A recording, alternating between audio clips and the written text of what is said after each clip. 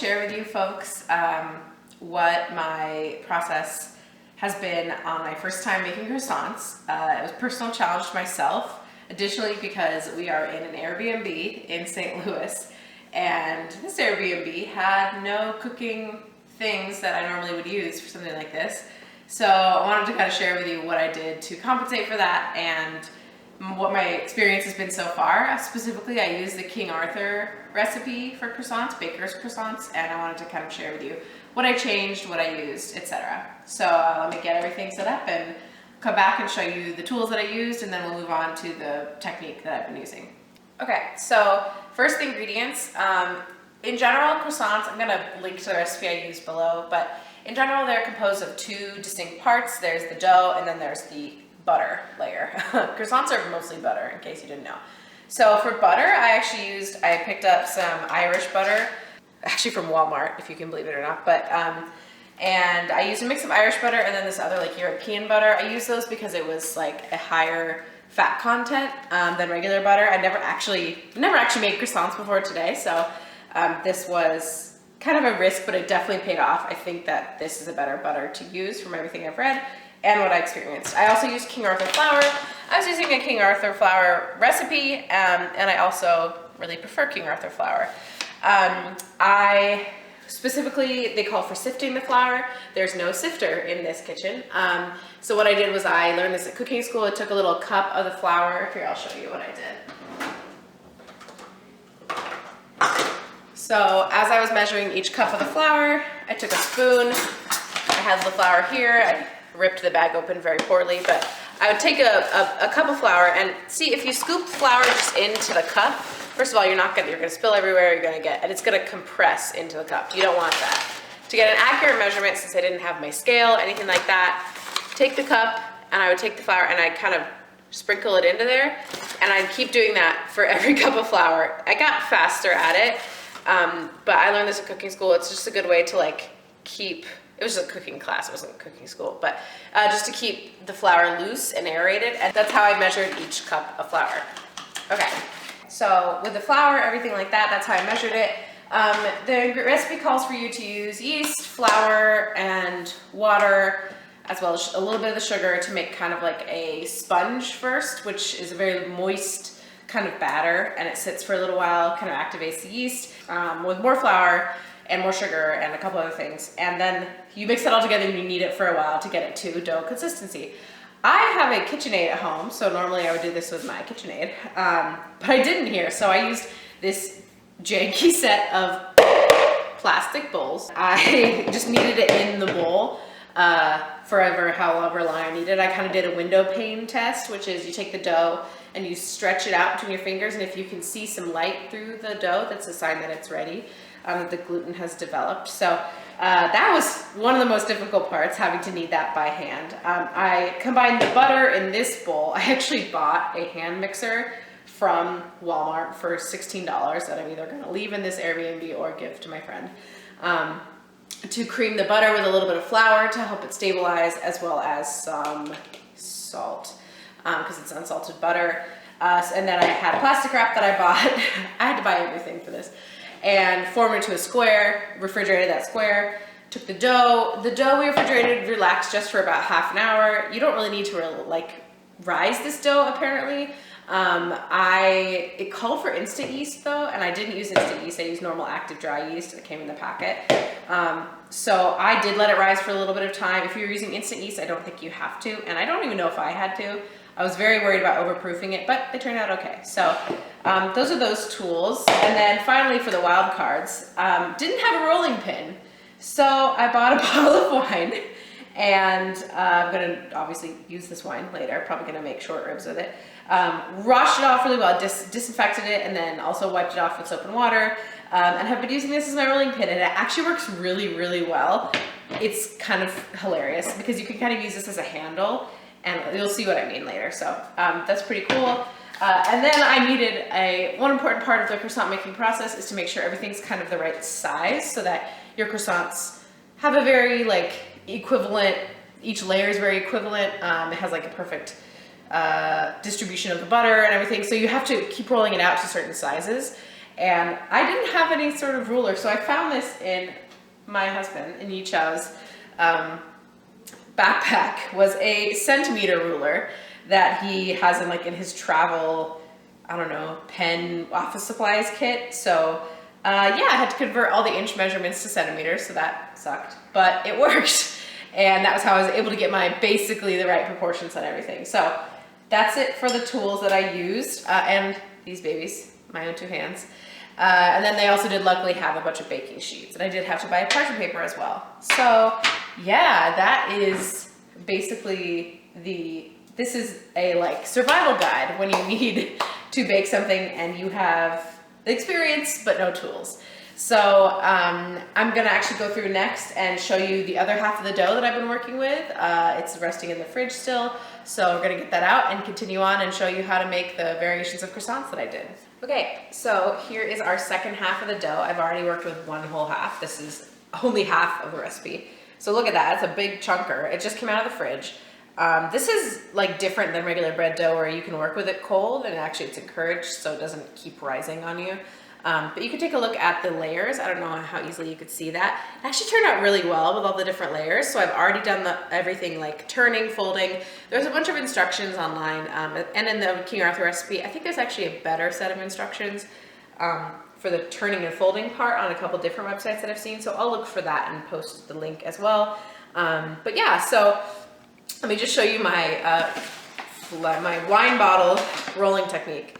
I'm never very good at spreading the flour. There's a way, maybe it's like that. Anyway, okay, so it's very cold. It's gonna be a little hard to work with, but that's okay. I really didn't want it to, like I said, I was really stressed about it continuing to rise, so I didn't want it to over rise. Okay, so have also a freshly washed hands, don't worry. Have my wine bottle. I was holding it in one hand like this, and then using the other hand to press down. And actually it works really well. And then one of the other ways to do these is, they said to get the dough started, is you have to, this is hilarious, hit it. And it works really well with the wine bottle because you have a handle. So here we go, hitting the dough, being a little angry with it. Try not to make it into an uneven shape like I just did. You want to keep it pretty tight in the right kind of rectangle shape. And what we're gonna roll it out to is 13 inches wide by 18 inches long is what this final roll is. And that's to form the croissants themselves. So with my little ruler, I know that that's approximately, I was just doing this, so I had it, an approximate size. It's 13 inches is about 33 centimeters, I think. So about 2 of these little rulers, because this is 15 centimeters, and then 18 is 45 centimeters. So I was able to do 3 of them exactly. So I had 2 by 3. So I'm gonna continue rolling that out to the size of this silly little ruler. And then we'll come back and cut up the dough once it's all rolled out in a nice square. Okay, so I'm finishing rolling this out here. Putting a little more flour. I like to flip it every once in a while too. Keep in mind, this is the first time I've done this, so if anyone's like, that's the wrong way to do it, you're probably right. That is the wrong way to do it.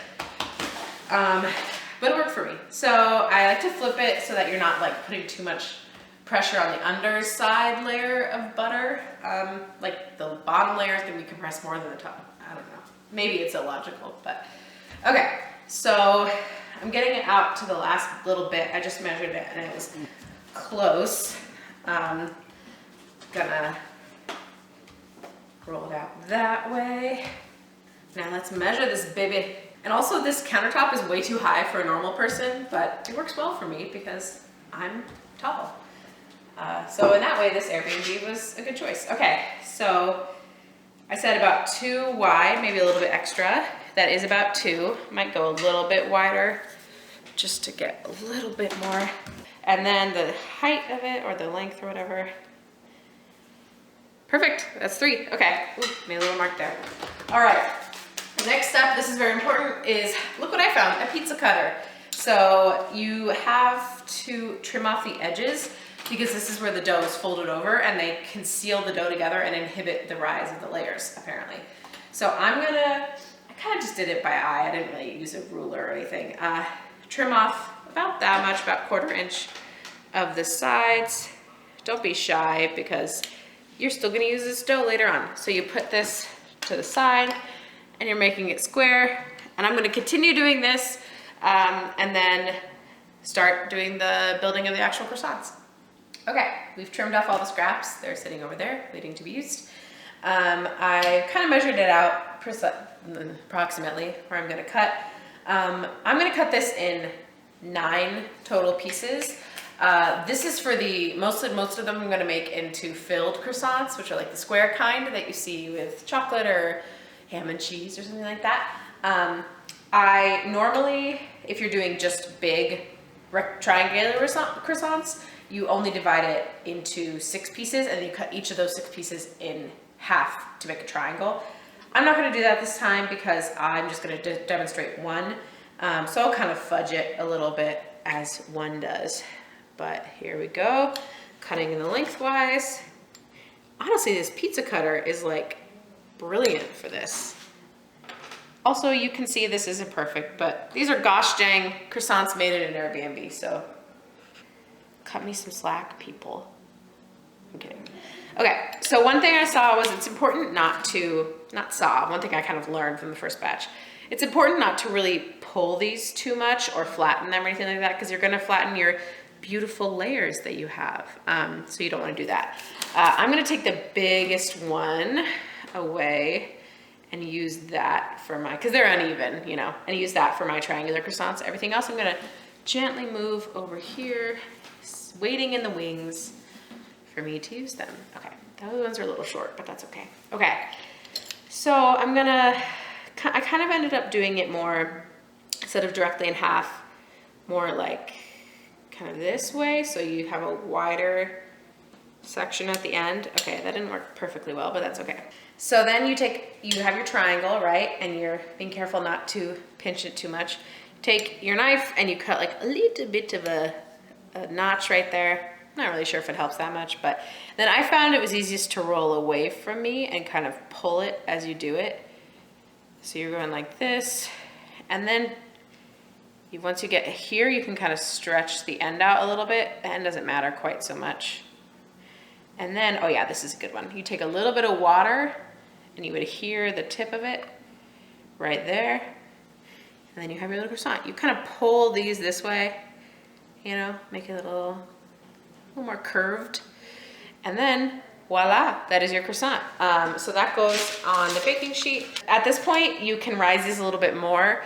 I would rise them for like half an hour. She recommended in the recipe doing 30 minutes in the fridge and then like 90 minutes on the counter, but I already had risen the dough and this had already been kind of really slowly rising in the fridge for the whole night. So I don't want to keep it and over-rise it.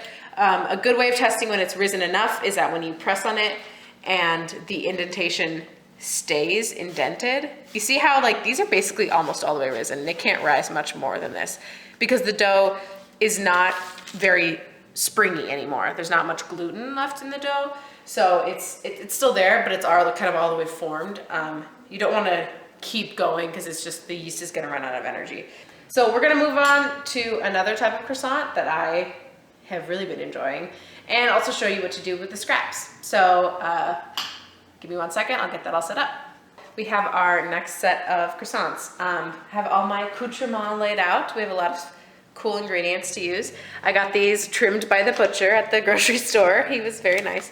Okay, so first we're gonna do ham and cheese, which I love. So we have this long rectangle. This is the ideal shape for this. Something that's kind of square like this, you're gonna have a harder time with. So I'm gonna make this one into the most perfect one. I have some Asiago Parmesan cheese. This is kind of a new test. We'll see how that goes. You have a little piece of ham in the middle. I'm gonna roll it up so it has like some craggly edges. It's really nice, kind of like a little pile there.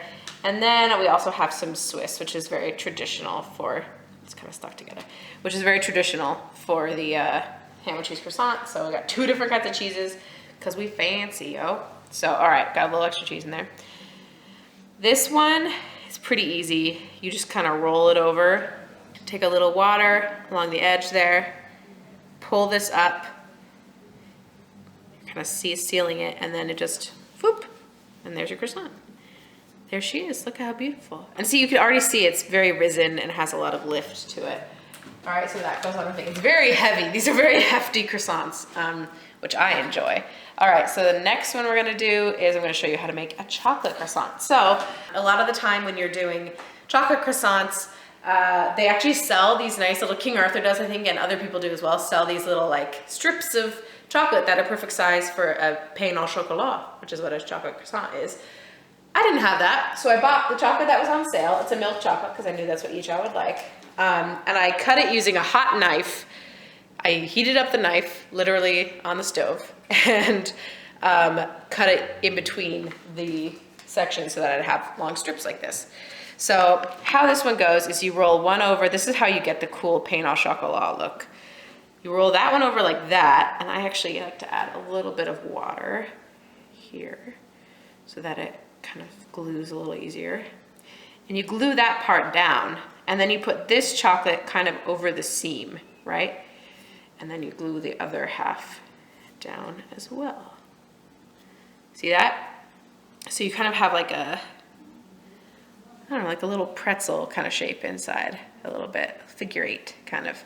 So yeah, that's how you do that. And then you flip it over, once again, keep the seam side down or else it's just gonna pop right up. And you put it on your baking sheet. All right, one last type to show you that I've invented for this day, I guess, for this set of scraps. So we have our wonderful side scraps. We don't want to waste these. They're perfectly usable. I might make a big one to show you really the length of it. You can use however size you want. I literally am just rolling it like a snail, keeping all the layers kind of flat, keeping them nice and lifted. Put a little water on the edge and kind of seal it together. Look at that, he's a cute little snail. And then I have some pear that I had sitting in water so it wouldn't get brown. I'm gonna actually dry this off, 1 second. All right, so I have some pear slices sitting in water. Get those all dried off so they don't leak moisture onto my little snaily guy.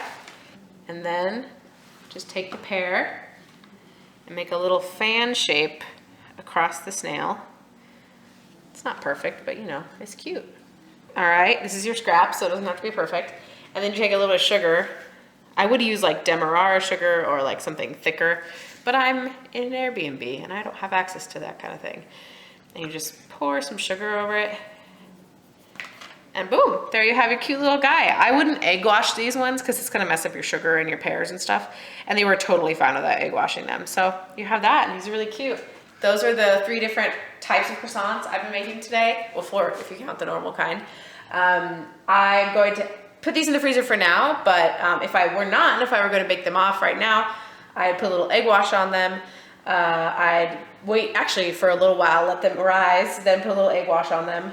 Put them in the oven. You're gonna do, I did 400 for the first 15 minutes because these are a little smaller croissants. And then turn it down to 350 for 10 minutes-ish. And then make sure they're nice and brown. You know, they can go darker. Croissants are definitely a darker pastry. And yeah, then they'll be really cute and delicious. Take this for what you will. Maybe it's useful if you're stuck somewhere, don't have the tools you need. Maybe it's entertaining. And hopefully you learn something. Okay, so just for the last little bit, I wanted to show you some croissants I already had baked off. So here we go, we're opening the oven just like on a cooking show, except these are not hot, don't worry. So these are some of the ones I made earlier. You can see, these are my regular croissants. I made these ones a little smaller. They're kind of cute. This one turned out a little funky, but this one is really nice. It has some really nice lift. You can see on the edge there. This is one of those little, it's got kind of black, but this is one of those little pear snails I was making that I was showing you earlier. These are the cheese ones. They're really good. They turned out so good. And then this is one of the chocolate ones. So you can see these got a little brown on the bottom, but that's actually pretty common for croissants to be this very dark color. Could be that this baking pan is a little bit thinner. It's not gonna, you know, have quite as much like shielding from the bottom of the oven heat. Obviously I was at my home kitchen. I'd have a little more tools for this, but it turned out really fun. This was my first time making croissants and I think they turned out really great. So thanks for joining me and I hope you had fun.